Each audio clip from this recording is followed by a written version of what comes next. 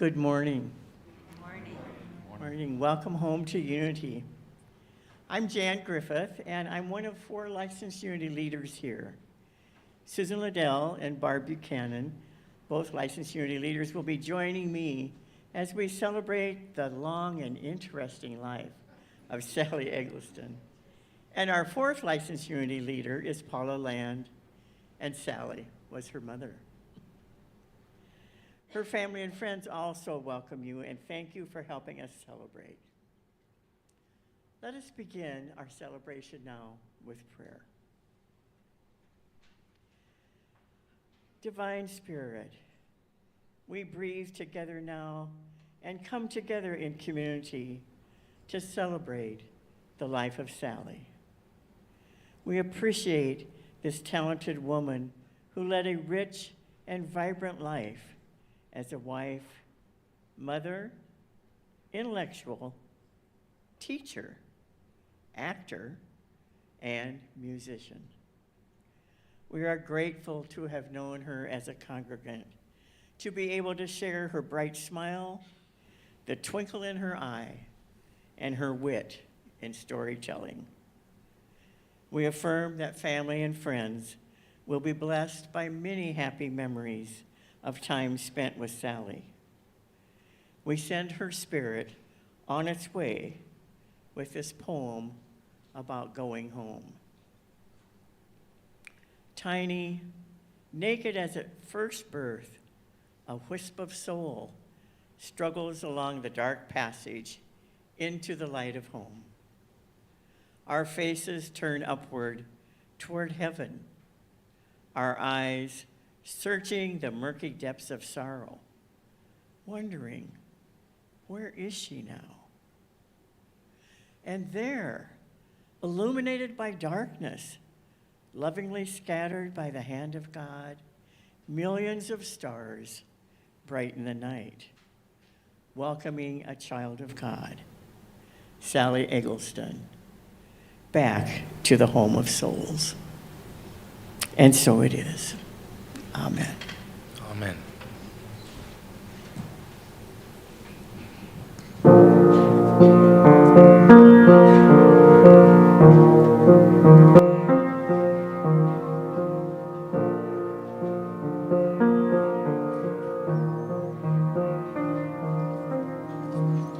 Who can say for certain? Maybe you're still here. I feel you all around me, your memory so clear. Deep in the distance, I can hear you speak. You're still an inspiration. Can it be that you are my forever love, and you are watching over me from up above? Fly me up to where you are beyond the distant star. I wish upon tonight to see you smile, if only for a while to know you're there. A breath away is not far to where you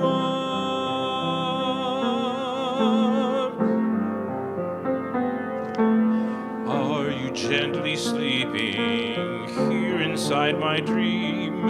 And isn't faith believing all power can't be seen? As my heart holds you just one beat away, I cherish all you gave me every day. 'Cause you are my forever love, watching me from up above. And I believe that angels breathe, and that love will live on and never leave. Fly me up to where you are beyond the distant star. I wish upon tonight to see you smile, if only for a while to know you're there. A breath away's not far to where you are.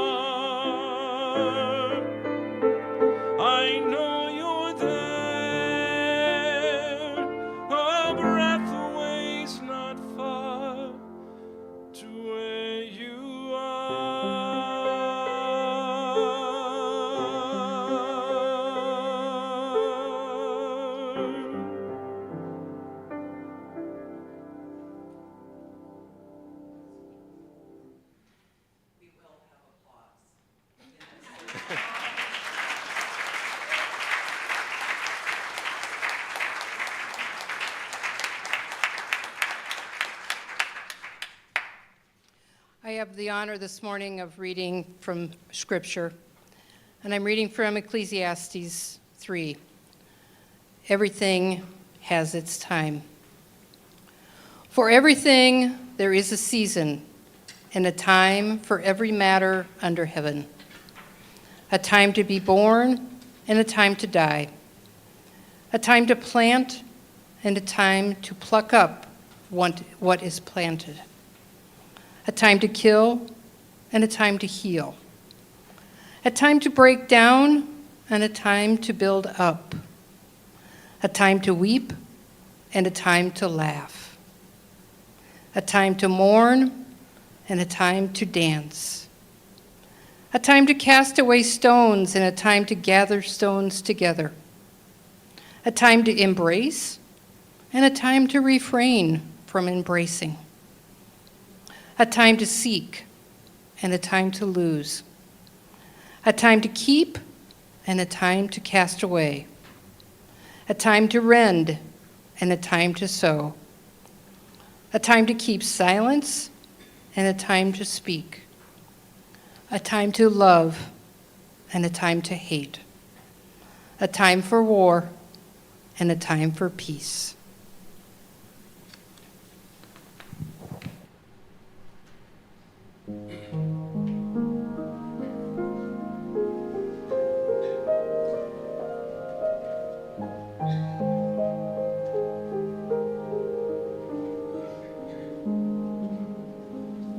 Somewhere over the rainbow, way up high,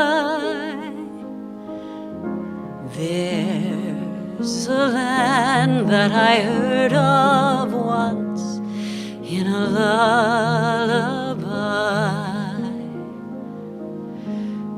Somewhere over the rainbow, skies are blue, and the dreams that you dare to dream really do come true.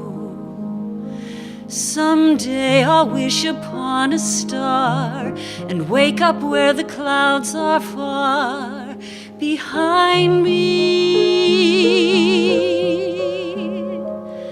where troubles melt like lemon drops away above the chimney tops.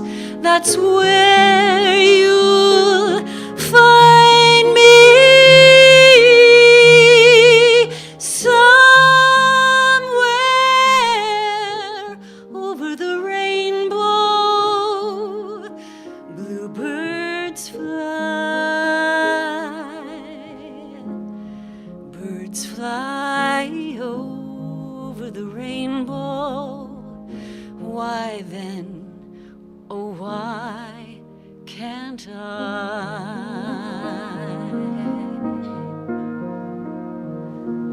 If happy little bluebirds fly beyond the rainbow, why, oh why can't I?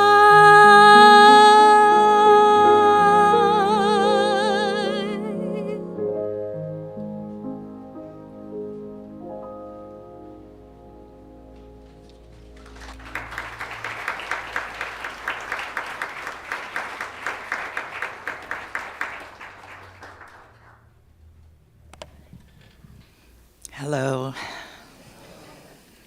Thank you so much for being here. This is overwhelming my heart to see everybody here and to have been able to visit and greet so many people in the hours before this. I'm Paula Land, Sally's youngest child, and it's my great honor to be that and to be able to do this today. As many of you know, Sally produced and directed many Sweet Adeline shows. They always had a title or a theme. So if this Sally show had a theme, it would be All the World's a Stage. This is a famous quote from a William Shakespeare play called As You Like It. The quote means that life can be compared to a play.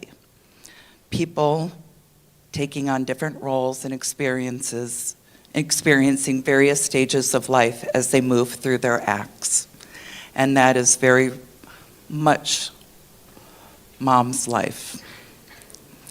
Mom's life was on stage, much of it. Yet for the next hour, we'll see how long we can make this, or not. We will revisit many of the remarkable acts in Sally's full 92 years of life. You may have read the Cliff Notes version of her book, otherwise known as her obituary. She would be very happy with its length because she liked the attention. She did. And that's what made her so beautiful, is that she was always shining and loving to be on stage. So she would have looked at this and she would have been, this is wonderful. And then she would have said, how much did that cost? Because if you know my mom, you know that she was about every little penny. So she probably would have noted what was missing, and there was a lot missing because there's just too much in her big, huge, full life.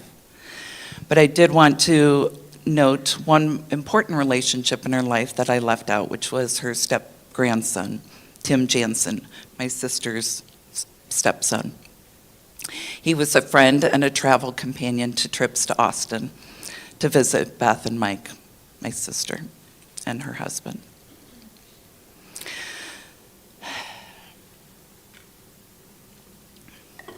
Act 1. Watch out, world, here she comes.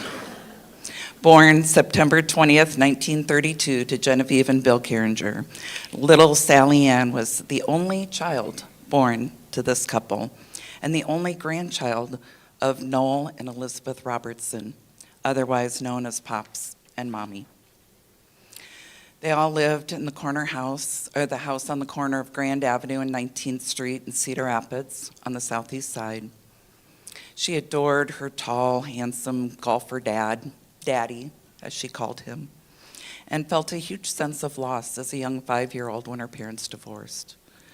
From then on, she continued to live with and be loved and cared for by her Pops and Mommy. I wish I had a photo to show you, but they were beautiful.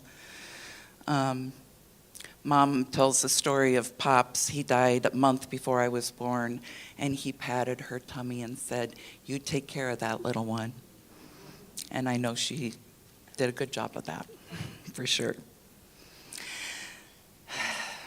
Act 2, a sash, a dime, and applause. So in her own words, and I asked Mom to write her own obituary, and she truly did want to write a book, really, truly. And what a book it would be. And I think she took several stabs at it because I've got so many writings of hers that I was able to look through and just enjoy hearing the stories again. But when she was 5, she had a little, and dang, but we missed this picture, a little sash and a swimsuit, and she was Little Miss Dexter Washing Machine. It was in the paper. Mike's seen it. Mike and Karen, you've seen that. She would show it. So Mom's book in the last year or two of her life consisted of a lot of random, loose newspaper articles, clippings, things she had written, pictures. It was her book. And so trying to make sense out of all of that craziness was quite fun. So, but that was the beginning. Little Miss Dexter Washing Machine was the beginning of her love of the stage. She tells the story about how when she was 7, her mother and stepdad had a tavern, and she would go into the tavern and sing "My Sal Gal" for dimes and applause. She learned the art of storytelling pretty early. When she was in high school, she would go to the city parks and she was the story lady. And so I think that was probably the start of her storytelling career. If you know her, you knew that she liked to tell a good story. And in the end, the stories just got more and more embellished. They were just fascinating. I'm like, I don't remember that detail, but that's awesome. I love that. So at Coe College, she majored in singing and music. She was in a play with her friend, and the write-up in the paper said, Jean was the better singer, but Sally was by far the better actor. The next day, she marched into the registrar's office and changed her major to speech and drama. That's a story directly from her writings. And the rest is history. This natural talent for acting literally played out as the lead in numerous plays at Coe College and in community theater. And then, as the director and producer of many Sweet Adeline Cedar Rapids shows, a few notable ones were Checkerberry Land, The Music Man. I see some nods from some Sweet Adelines back there.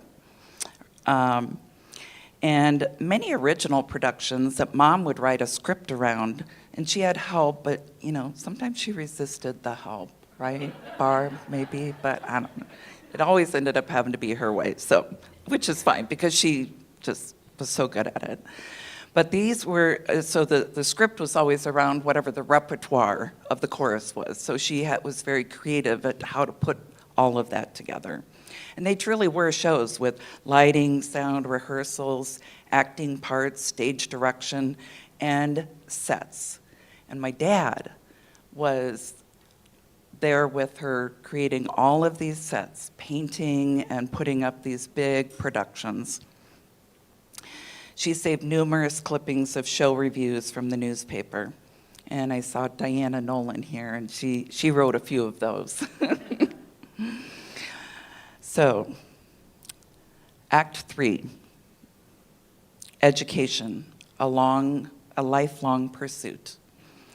Sally graduated from Franklin High School in 1950, and then Coe College became her hangout for the next 4 years, and this is where she met Vern. And in addition to the plays and music activities, she was active in Alpha Gamma Delta sorority and directed the sorority chorus, where they won every annual competition that she directed. Now, I'm assuming that's true. I cannot verify that story, but that's what she wrote, so I'm going with it. So while taking a full course load of classes, she also worked at the registration department at St. Luke's from 4 to 10 p.m. at night, and she liked to tell some interesting stories about her time there, which again got funnier and more interesting as her years went on. She was a proud 1954 graduate of Coe, and in true Sally form served on the alumni class reunion committee every year. And I can't remember if the last one was like 60, I think. But she was always communicating with alums and planning and organizing the program, putting together the activities, and pretty much emceeing the event. Pictures of her show up in the Coe history books and a few in the George Henry history book of Coe College. She decided that after her career in radio and TV, that she would go back to school and get her teaching certification. I was just a wee little one. And in 1970, she had 3 kids and not much income. And they talked about grants and scholarships, so she was like, yeah, I'm gonna do that. Well, she tells the story about how disappointed she was when she realized that she couldn't get those grants and scholarships. But because it was a second bachelor's degree, weird thing. But she went ahead to finish her degree and get a second bachelor's in teaching. And she realized in that experience that she really didn't want to teach kids. But it did serve her well because she definitely was a teacher. She dedicated the rest of her life to teaching others through Sweet Adelines, through her association with the Association for American Society of Training and Development, where she was very active and on the board, and in her professional roles in business and as a consultant.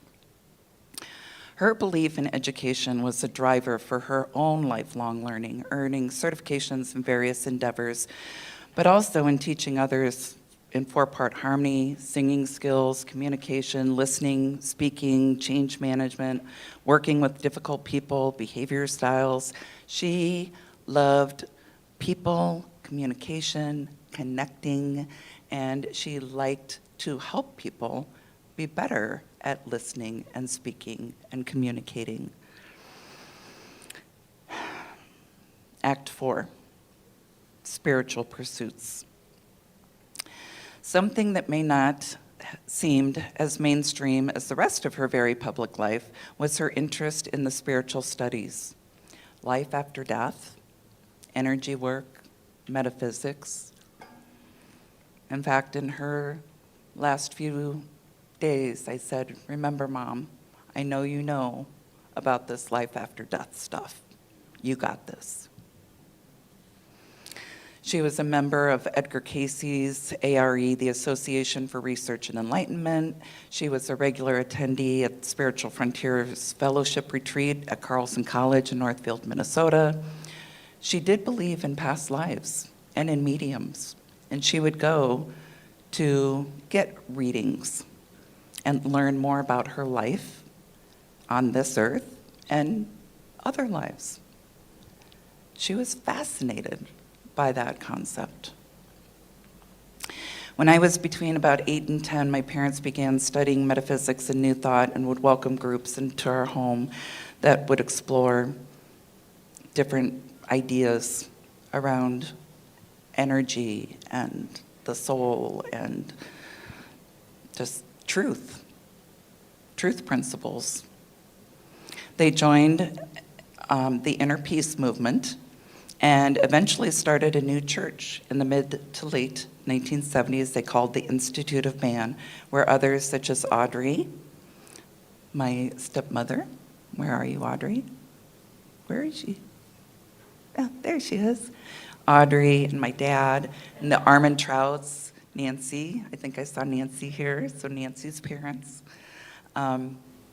And so we were truth seekers. This was a church with a bookstore, classes, Sunday service, youth activities, and Mom was very much involved in helping to create that church. Then we kind of fell away. And in 1989, Mom and I brought my daughters to Unity.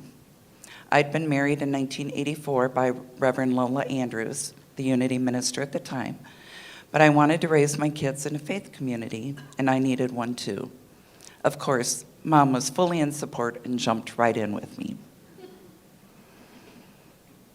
And the rest is history there. Big surprise.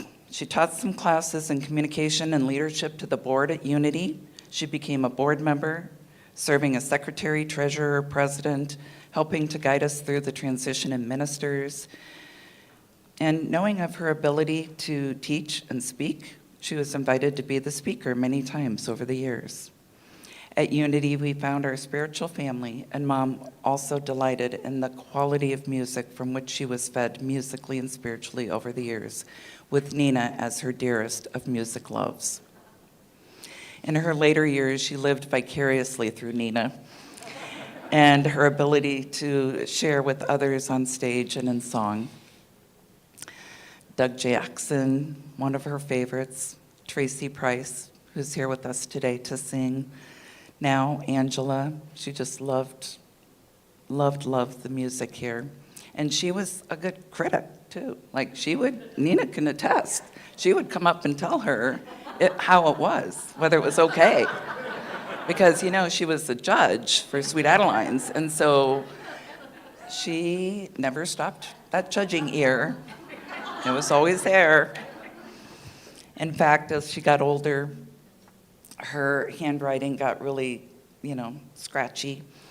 And I found this, she had a bazillion little tablets of paper, that would come in the mail and just strewn about everywhere.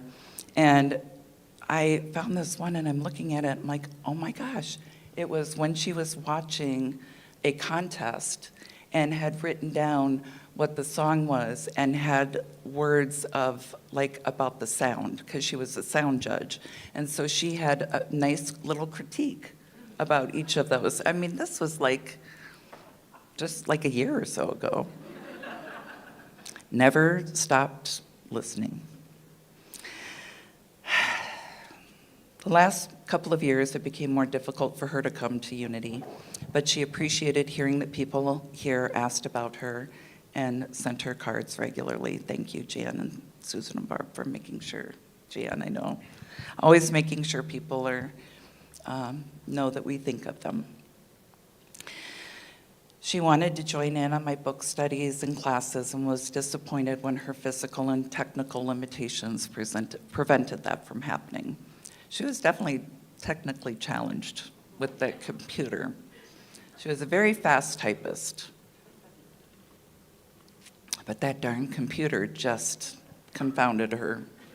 And Marie would come over and, she's like, that Marie, she's so smart in computers. She just got her fixed up right away. But yeah, many SOS calls on, my computer is broken. Act 5, Careers and Firsts.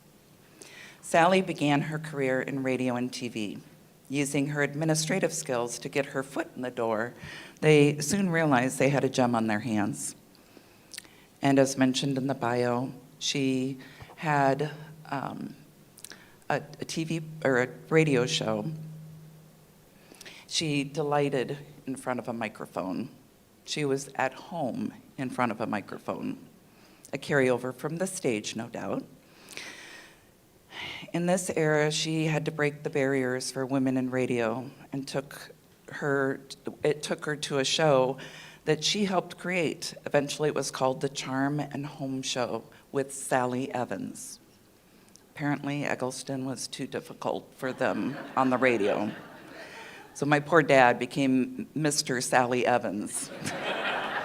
But I think it was only fair because back in the day, the newspaper articles would call her Mrs. Vern Eggleston. They didn't ever put the woman's name in. It was like Mrs. Vern Eggleston. So anyway, fair enough, Dad. Mr. Sally Evans. Oh my goodness. So the irony with the fact that she had a charm and home show was pretty hilarious to me and my sister that it was called that, because she was not really the domestic type. And actually, in her own words, from her memoir writings, I was supposed to feature recipes and homemaking tips. Boring. Literally, she wrote that. And I did some, but insisted on interviews and up-to-date news items as well. I said, women could get recipes off of can labels. My theory worked, as I was never a domestic type and worked harder on recipes than on the interviews. She said, I'm better with my mouth than my hands. She tells stories that would rival Lucille Ball. She swore the audience tuned in just to see what stupid thing she would do next. At KCRG, she was offered a news job, but the criticism of what she wore and the credibility of women in news left her to move on to other adventures. She wrote a couple of documentaries on one-room schoolhouses versus urban schools and the role of technology in that comparison. She also did a documentary on the Advanas, the modernization of that era, which was of interest to her since her grandmother worked there as a young woman. In 1960, she was made the political editor at KCRG, and as such, she directed all the activities and programs for presidential elections between Kennedy and Nixon, as well as local and state elections. Thus began her love of politics. She liked to read political nonfiction, although anymore, who knows, is it nonfiction? And biographies. She loved biographies, movie stars. She loved the movies.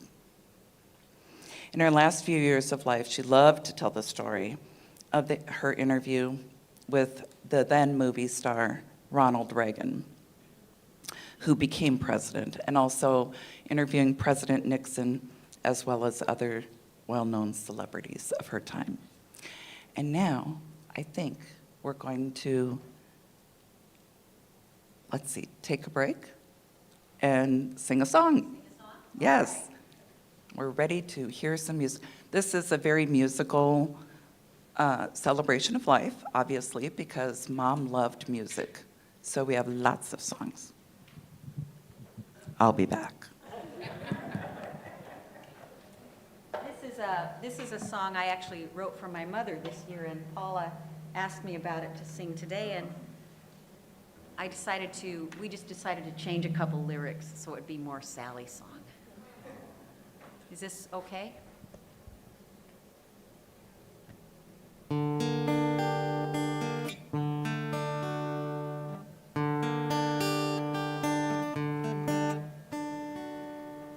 Lipstick on a coffee cup, costumes hung on the door, signs that Sally's been here, music piled on every chair, my cord snake on the floor, signs that Sally's been here. And in her eyes, the light of a million stars. And in her smile, the hope of a prayer that she'll always be there. She laughs at all of my jokes, whether they're funny or not, always quick to lift up or help us. A voice strong as a summer wind, a heart wide as the sky, to welcome me home whenever I will. A laugh warmer than sunshine, a touch more healing than time, to welcome, to hold me till the storm passes by. And in her eyes, the light of a million stars, and in her smile, the hope of a prayer that she'll always be there. Her love always is here.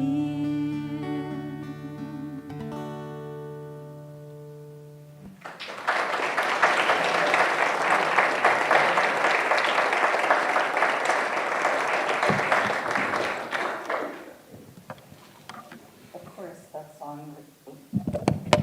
that song reminded me of Mom from the very first phrase, lipstick on a coffee cup. Mom always had to put her lipstick on before any photo. I see all these head nods. Even till the end, she was putting on her lipstick, wasn't she, Susie? Every day, every day. Same color over all the years, fire and ice. Revlon, Sally's color. We should get them to rename it Sally's color. From 1971 to 1978, Sally moved to Beaver Avenue in Cedar Rapids with her family. This is where she started her paid career with Sweet Adelines, as she worked from home which was very unique in those days. She was the director of education, previously was the director of organizational activity.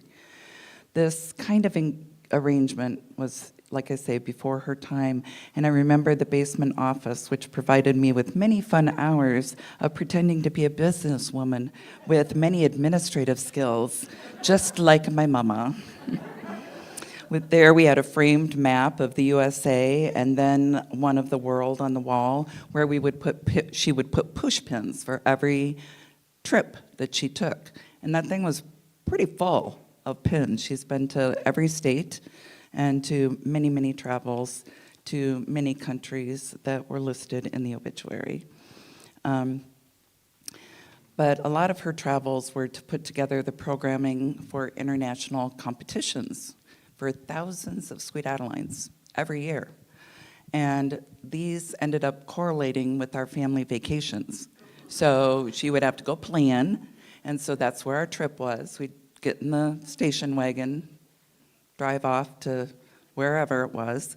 And I was very fortunate in 1976 to go to London, England with her while she helped to start and form Sweet Adeline chapters in England. And so we traveled by train through and went to and put on different music schools where there were actually interests of chapters starting up. She also, one of her things she really loved was the fact that she also was able to help start chapters, choruses in Sweden as well. But her Sweet Adeline coaching, music schools, all of that took her to New Zealand and Australia and many, many places. And everywhere she went, she made friends. She collected friends, people, just like, oh, who's that, Mom? Oh, that's, gosh, what was her name? From Australia. But, you know, like I say, and she kept all of her correspondence, every single letter she wrote, and every card that she ever got.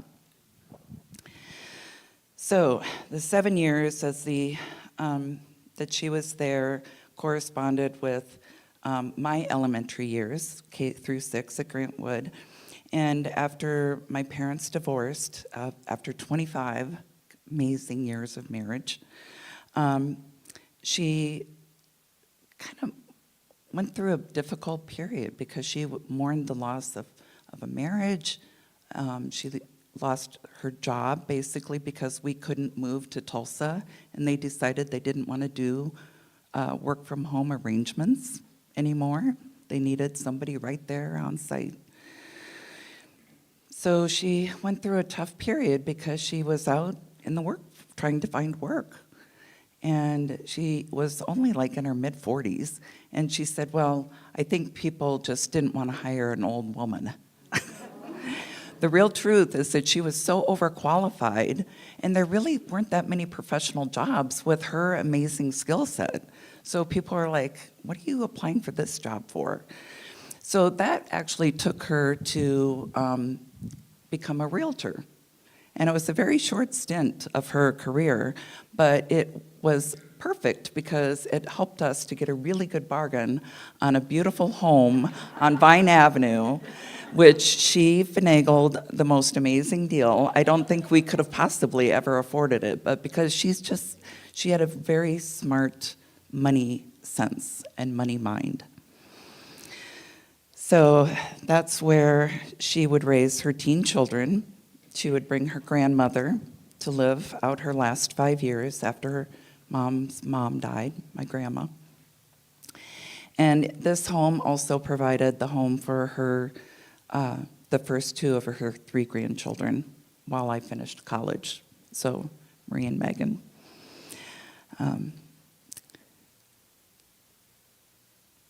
Her final career began at Banks of Iowa Computer Services, where she helped to set up educational programming in computers.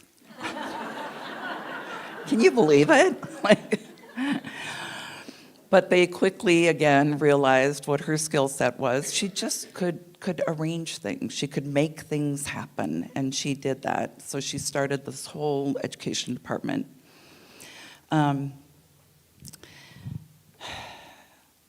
And then she began her consulting career as a management development and communications consultant. And the impact of that work was incredible. Again, she saved everything, and it's just taken a long time to go through all of the stuff in her home because so many letters from people saying what an impact that her teaching, her words had on their lives. And I couldn't just throw those away. I had to read them all. Still have a big box to read because she just had an amazing life, and she was an amazing at corresponding. She would type letters, and I don't even know if I have this in here later or not. I probably do. But she would write letters, thanking people and telling them what a good job they did or whatever. But she also was very critical when she had some service that was not good. She would write them a letter and tell them about her experience with their services and how they could improve. Imagine that. It was so fun to watch. I just sat reading them going, I love you, Mom. So for me personally, I know that the work that she did as a consultant had a huge impact on my life. Doing leadership, communication, and professionally, I don't think I would have had the life I have if she hadn't really paved the way for me. Act 6. The impossible dream is not so impossible. Carol, I'm sorry we cut you out of this picture. Carol, that's Carol's elbow right there. I don't think Mom ever thought that she couldn't do something. She was always the achiever and a get-her-done, never say never kind of person. However, she learned an important lesson from her mother, and she said, if you don't want to have to do something, don't ever learn how. And she played that card, that helpless card, quite a bit whenever it would benefit her. Because after all the world's a stage, right? But truthfully, Mom was great at allowing others to share their and shine using their gifts. She was adept at identifying people's skills and putting them to work to benefit the team. This is part of what people appreciated about her, was her ability to see the potential in them and let them live into it. In addition, she was committed to helping people find their voice, their best singing, and how to perform for an audience. She knew how to bring it out and encourage it, from men's and women's choruses and quartets to individuals and actors. And I know for me, as someone who did not believe in my own ability to sing, her encouragement and support gave me not just a singing voice, but a role as a contributor and a leader. And now we're ready for It's My Song.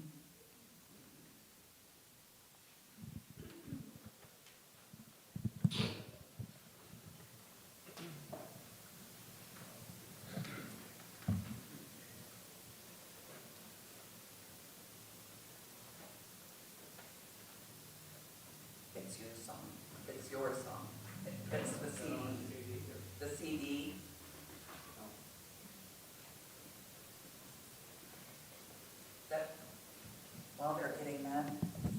While they're getting that ready, I'll just mention to you that first song I believe that we heard was off of an album. Maybe can you hold that album up, Lisa? That's right there. Yep. One of Mom's jobs in Sweet Adelines was producing an album for all of the international competitions. And so she also produced a couple of albums of her own chorus. So this one was Cedar Rhapsodies in Harmony. And here's her chorus and some quartets. So it's fun.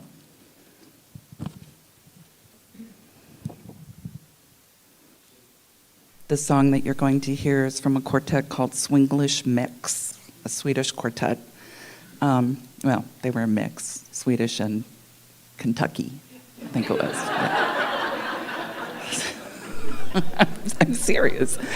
But every time I would hear it, I would just bawl because it just reminded me of my mom.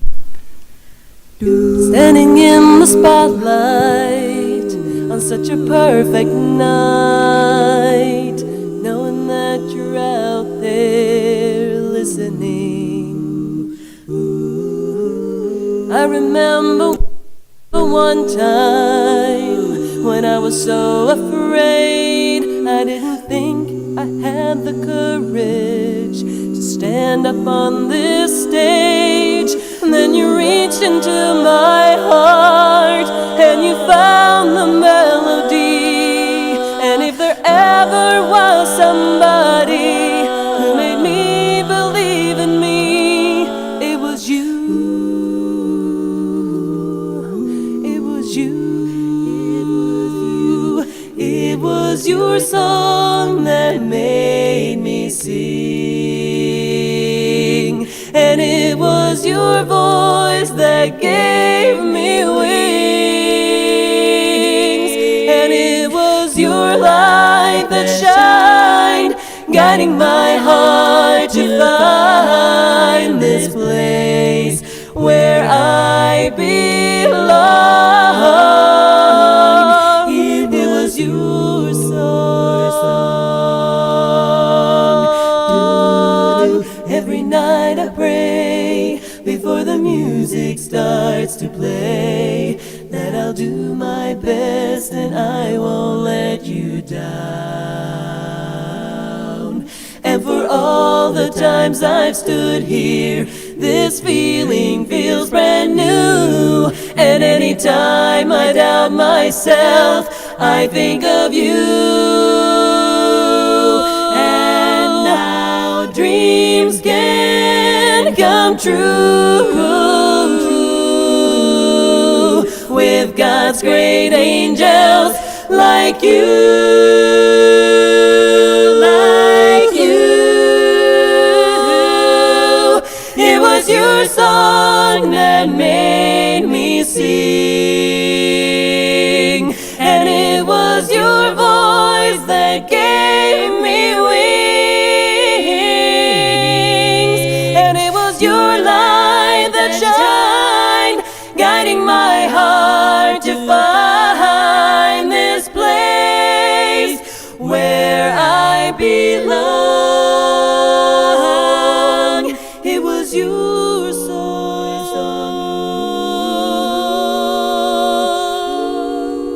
It was your song. Your song. It's always been your song.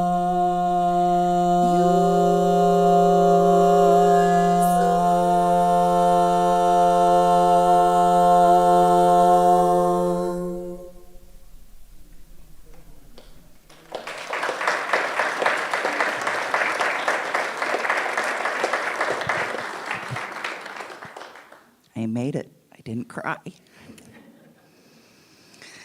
A little bit of what I'm going to say here I've already said, but bear with me. I just kind of want to read.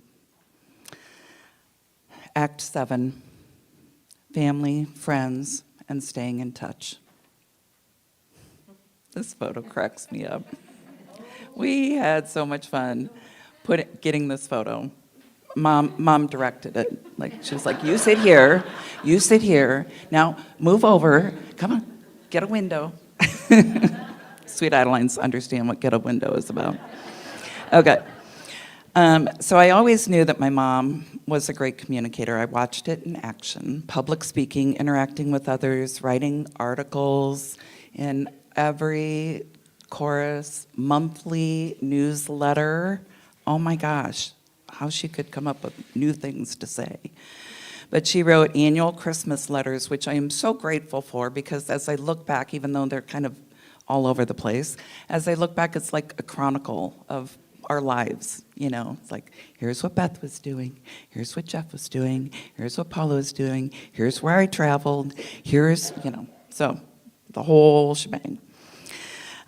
So she did communicate with people. She liked to write Christmas poems for the chorus.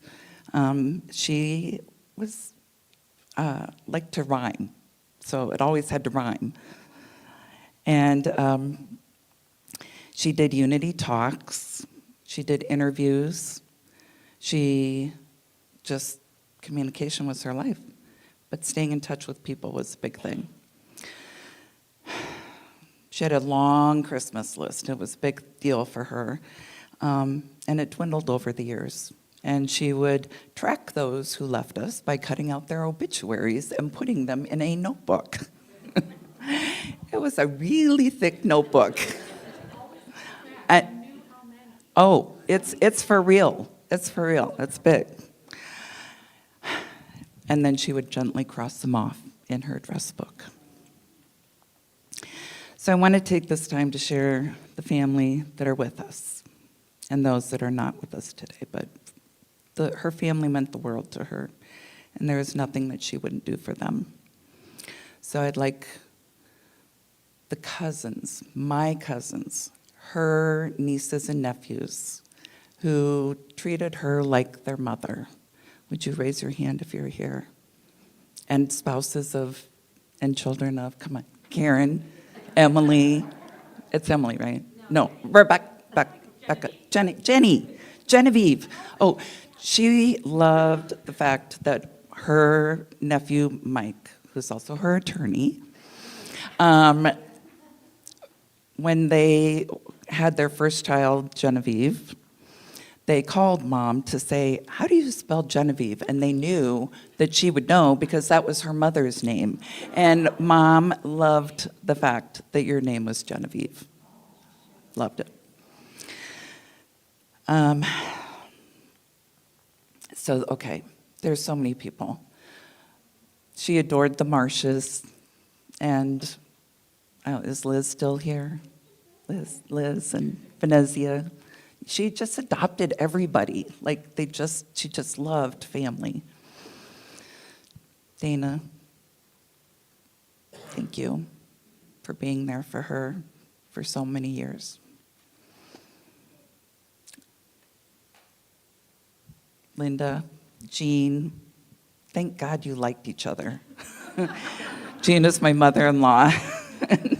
So we would all get together and have family, and they just got along famously. And she was so grateful to Jean when we went to Morgan's wedding in 2019. It was in Steamboat Springs. She was having trouble walking at that point, and so Jean just pushed her all over in the wheelchair, and she was really grateful for that. She wrote that somewhere in one of her writings. I think it was a letter that she wrote to somebody. Yeah. I'm sorry, I digress. My beautiful children, Marie and her husband, Brian, Megan's Jack, Lou, their dad, Curtis, Leona,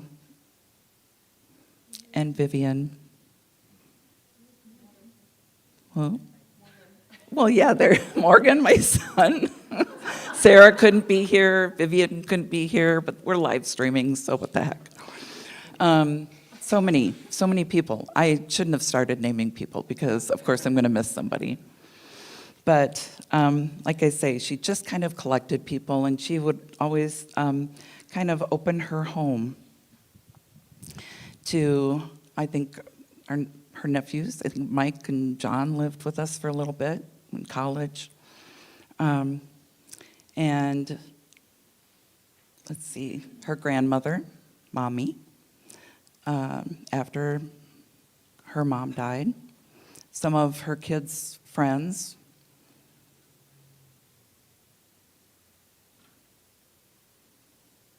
Beth, when she went back to college. Morgan, when he came home for a brief stint from Colorado.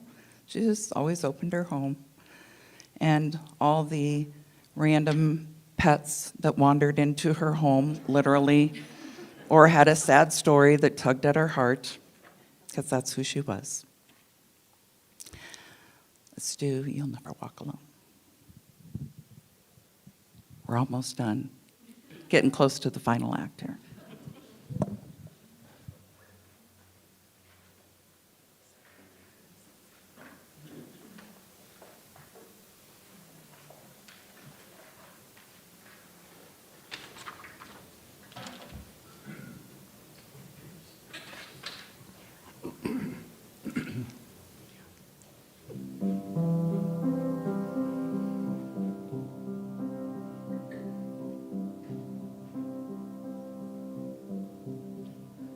When you walk through a storm,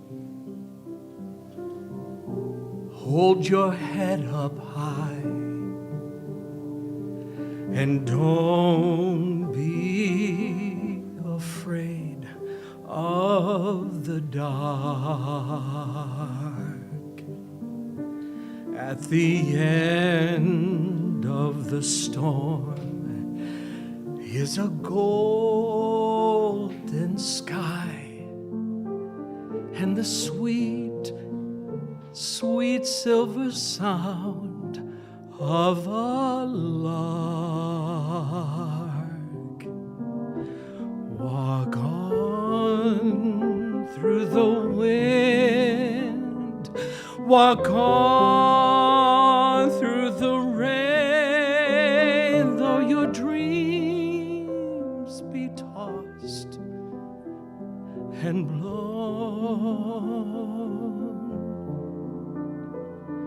Walk on, with hope in your heart, and you'll never walk alone. You'll never walk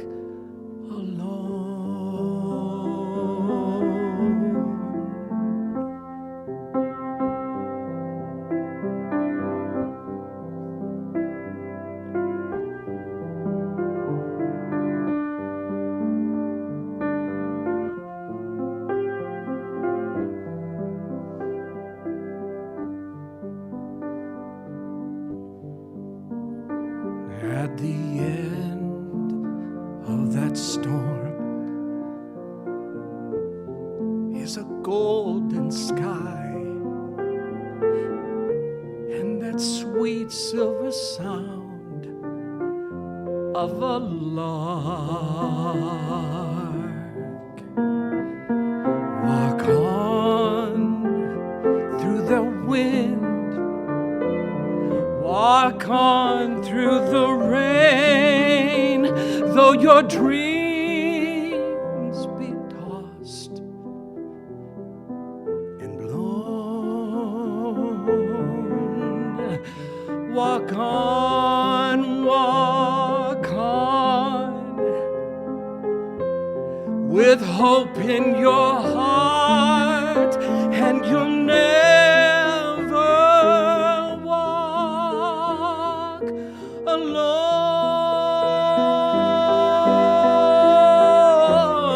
You will never walk. You will never walk. No, you will never walk alone.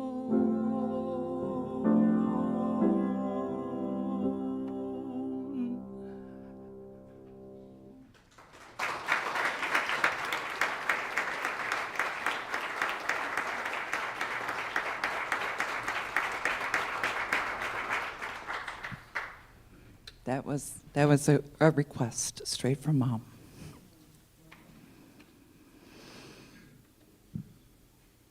Let's see.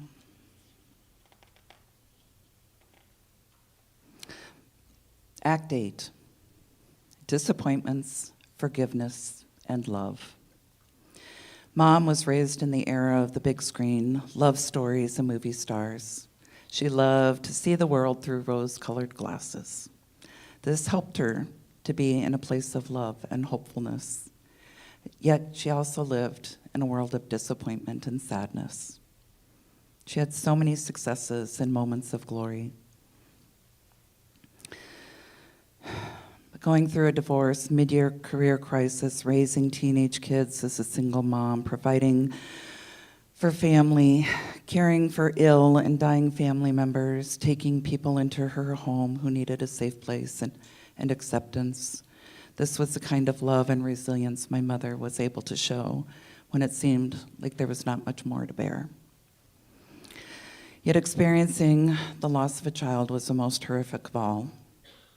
I'll never forget having to call my mom and tell her that Jeff, her son, had been in an accident on his bike. What she didn't know at the time was that he was struck with a deadly blow by a drunk driver who fled the scene. She was in Des Moines for Sweet Adeline Regional Board thing. I know Laura McLaughlin was there. Are you here, Laura? Yeah. So she had to rush home, and she said she prayed all the way. Please, God, let him be alive.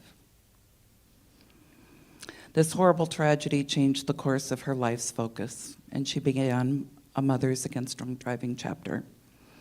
She served on the Victims' Rights Advisory Council. She did impact panels in prisons for kids starting to drive, for kids who got in trouble with driving.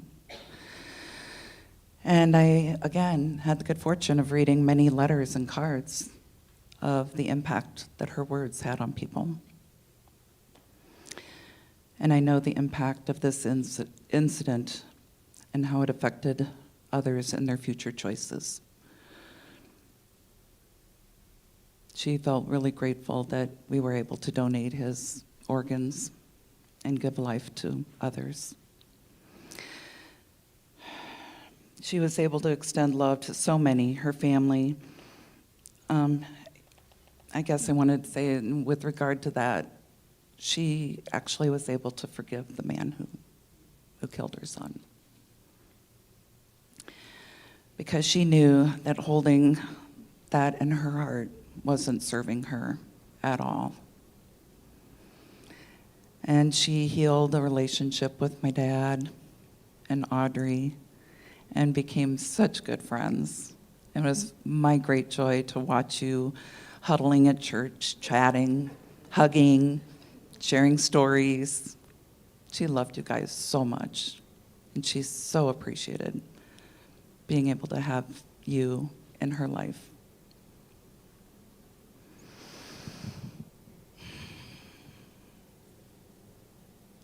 She was able to extend love to so many, her family, as that of an only child and the grandniece to uncles without kids, and the cousin and friend whose family had all but abandoned them in their last years of life. She cared for Paul, Jan, Joe, Mommy, Mary, and Dolores in their final years. May you all rest in peace knowing that you were ushered into your next adventure with the strong and competent arms and love of Sally. And I know that they were there, ushering her into heaven. To that end, watching Mom move into her final stage of life on earth was not easy. She was an independent, strong, loving woman who felt the joys and the weight of this world intensely. Losing her ability to move her body freely, to direct music, to teach, to judge, to coach, to bowl, or even type, and calculate those numbers was more than she could bear and stripped the joys of her in her life. She struggled to find them, but she ultimately did experience great joy in living through her daughter's career, my career, her grandkids, her great-grandkids. attending to every birthday with a card and some cash, insisting on all for the card to be read aloud so everyone would hear the card. She always wanted to say a prayer before the meals. And of course, photos. She loved photos. I have about 12 crates of photos, I think. She loved having photos of all the events and people in her life to remember, to cherish, and to love. And she did a lot of that, looking at those photos in her last few years.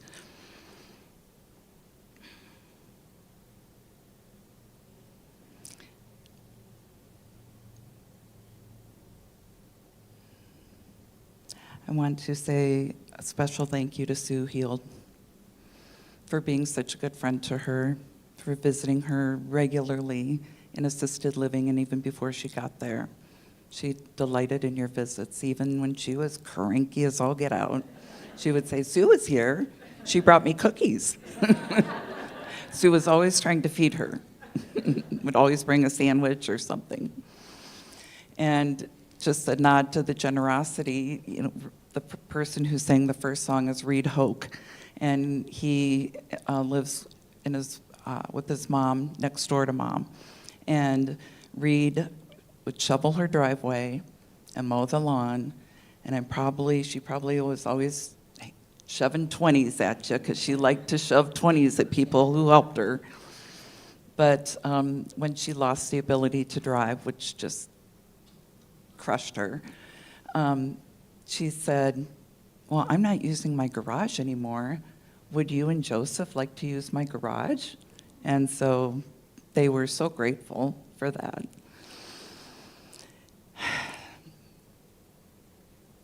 Because among all the things that Sally did in life, beyond the living large and in charge on the stage for the applause and laughter, she lived a life loving the animals, the people, the friends, the family.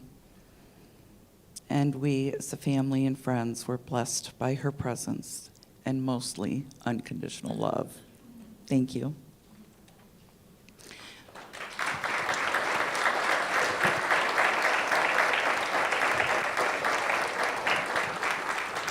What's our next song, Nina? What's our next song? I lost the program. Let me see, do we have another song? We did The Way We Were. Yes, let's do that one before we get into a time of sharing. I do hope that you will share. I'm sorry I've taken you so long. I knew this would take a long time. So yes, this is also the chorus on a different album.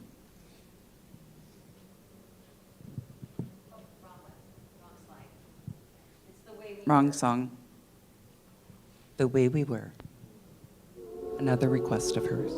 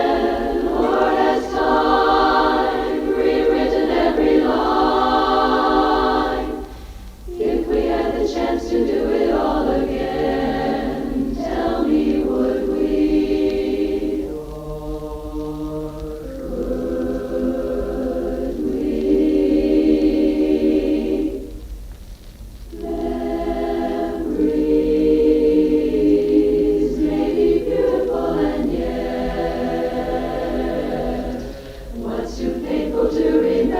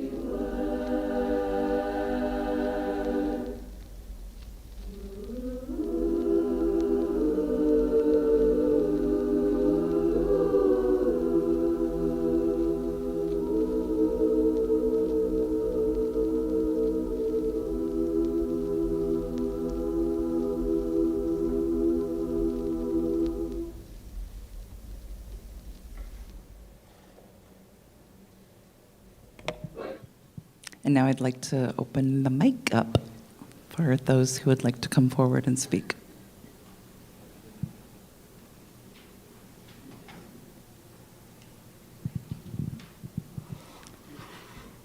I've been a part of many, many memorials in my life, and that is the best eulogy I have heard, hands down. The best. You all know Sal was a character, and I thought I knew her fairly well, and I learned a lot today about who she was. And I started attending here in, I think, the mid to late 80s. And as an introverted little congregant sitting in the farthest corner I could find, as I looked around, I saw pillars of this spiritual community. Harold and Jan Armentrout,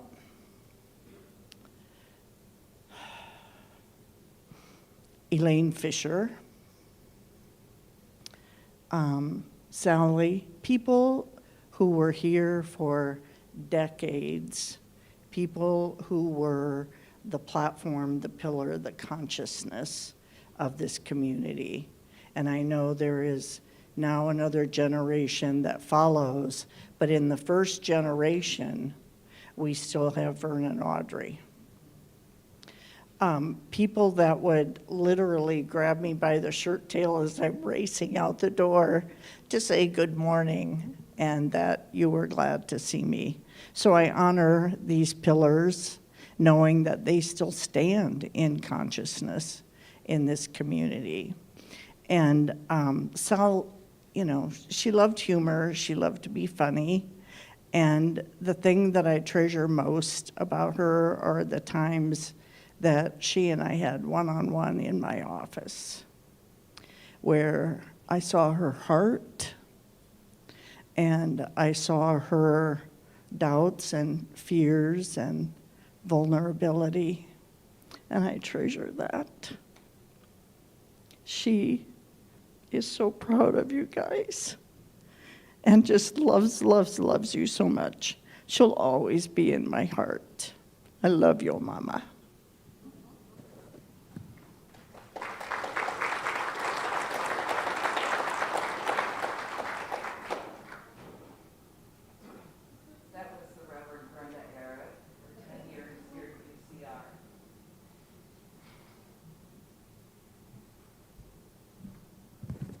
Hello, everyone.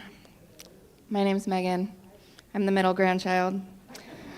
It really is with great honor and pride that I get to be here with you to celebrate Grandma's beautiful life. Those of you who know her as Sally, I'm one of the lucky ones that gets to know her as Grandma. I was recently asked if I knew how important and influential she had been throughout her life. I knew she had an impact on those who she came across, whether it be in her personal or professional life, based on her interactions I was a witness to. But honestly, I had no idea. She was special to me in so many other ways. Grandma always showered us with her love from day one. Aside from her many accomplishments in life, I truly believe her greatest one was having her family. She spent her life working to provide for my mom, aunt, and uncle, and continued to provide in many other ways when she became a grandma. She always wanted to be there for the big and small events and victories. You could always tell how proud she was of us. As I became an adult and started my own family, she was there when she could be, and if she couldn't, she always asked about the kids and kept them in her prayers. She loved having great-grandchildren just as much as she loved having us. She jumped at the opportunity to help care for them a few days a week when they were younger. As they got older, she would tell me stories of the times they spent together with the biggest smile on her face. She was so proud of her family. The last few years of her life weren't always rainbows and butterflies. Getting older and not having control didn't seem to fit into her life plan. She wanted to live to be 100. I was fortunate to spend a lot of quality time with Grandma during this time and was always impressed by her ability to find humor during some of the most difficult times. Every time I would have to leave her, I'd say, "I'm going to take off." Her response was, take off what? We always had a nice laugh about that. I couldn't be more grateful for the time I was gifted with Grandma Sally. Her love and support will live on for as long as I'm alive. Thank you all for being here and loving her the way she deserves. She really does deserve it all.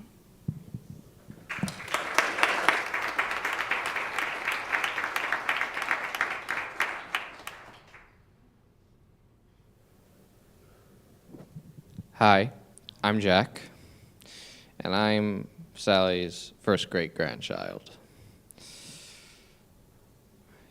Sally was a lot of things to me.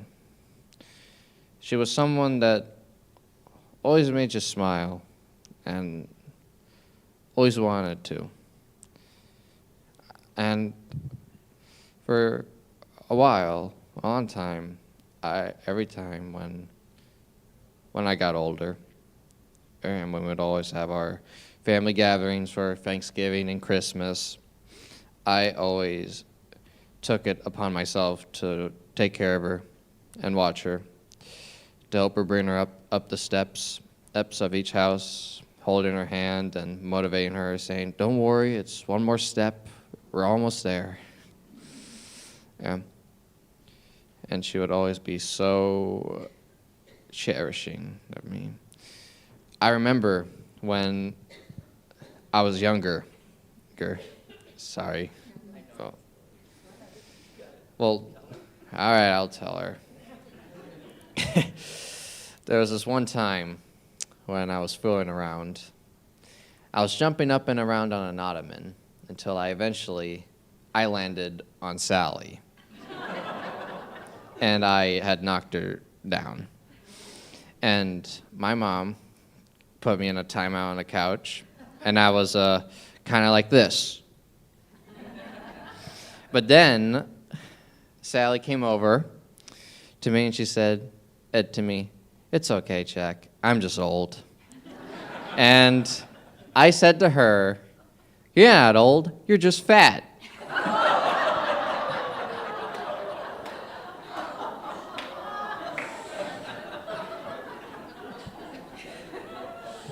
That was that's a very humorous thing to remember. But what was special is that she also found it funny. Yeah, and I was glad that I made her laugh because she always made us laugh, and I was glad I made her. And I would also never forget when me and Lou were younger, and we would, every time for Christmas and Thanksgiving, she would bring us Hershey's Kisses that she would just randomly have in her purse, and it was just so cherishing for her to see us smile. And I always loved talking with her, talking about history, the famous people she met, her career, and so much more that this truly inspiring woman gave to us, and so much more that when I heard that she had passed, my heart, sunk a bit. But from what I knew, what I was grateful for was that she was no longer in pain. She was no longer angry about things in her life that were struggling for the past 5 years. And especially what made me sad and angry was when her cat passed away. And she was so sad, and I was sad that I couldn't help her. But from what everyone else here can know is that she is up there with her son and her cat and so many others. And she's smiling down on us right now. All right. Cherish every memory of her. Thank you.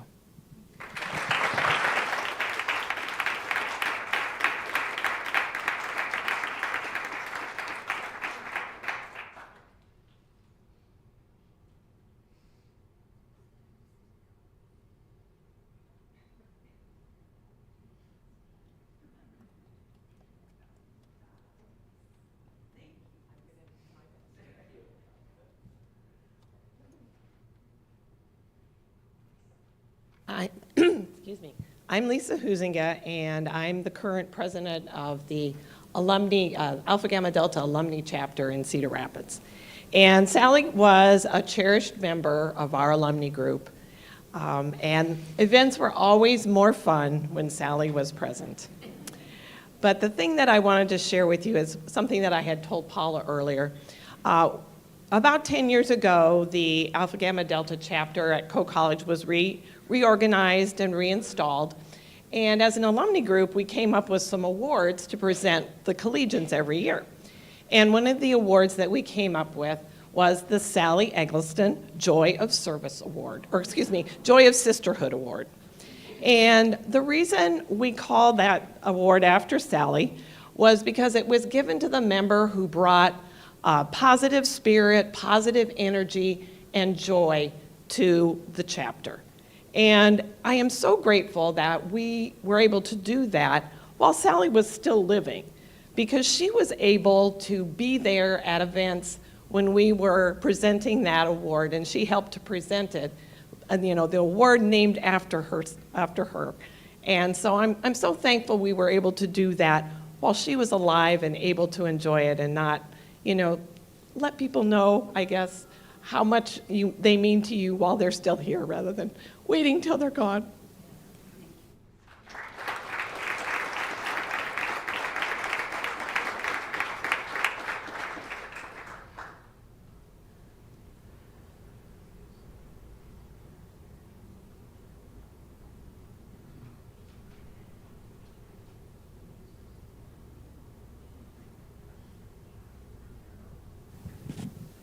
Please share your memories with each other when we have our reception. But we'll go ahead into the next final song, I believe. Yes, final song.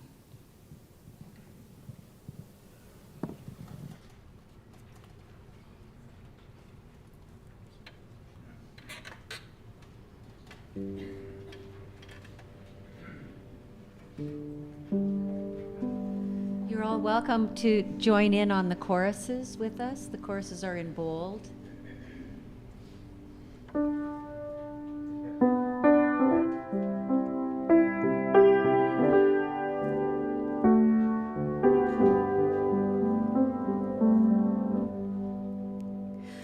When peace like a river attendeth my way, when sorrows like sea billows roll,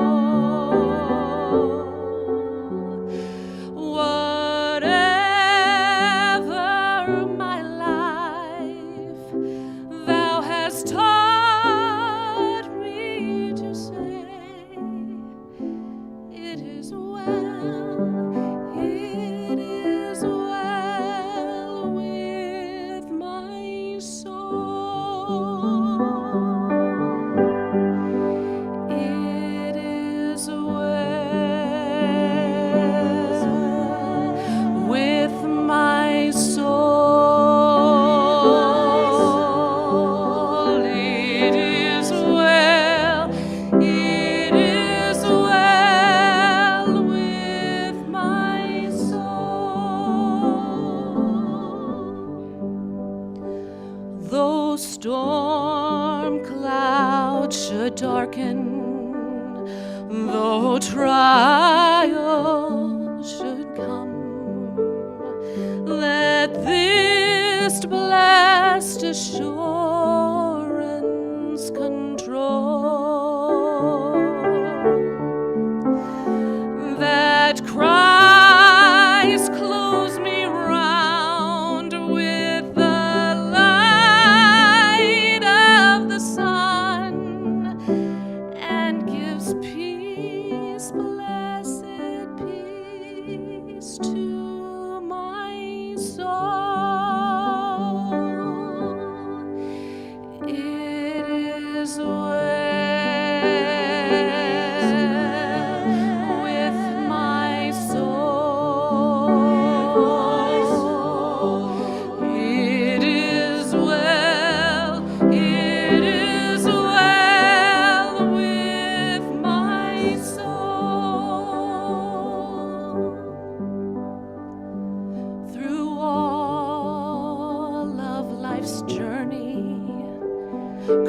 Christ ever guides my way and reminds me that I'm ever whole. So whatever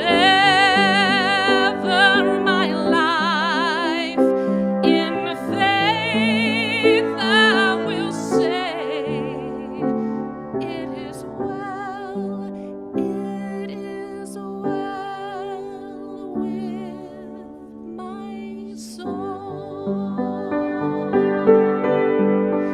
It is well with my soul. It is well, it is well with my soul.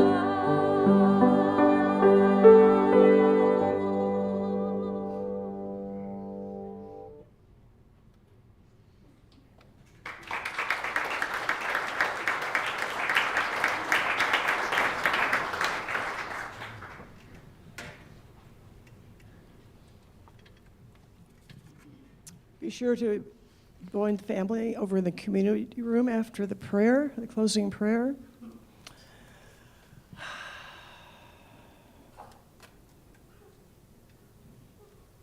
I give you this one thought to keep. I am with you still. I do not sleep. I am 1,000 winds that blow. I am the diamond glint on snow. I am the sunlight on ripened grain. I am the gentle autumn rain. When you awaken in the morning's hush, I am the swift, uplifting rush of the quiet birds in circled flight. I am the soft stars that shine at night. Do not think of me as gone. I am with you still in each new dawn.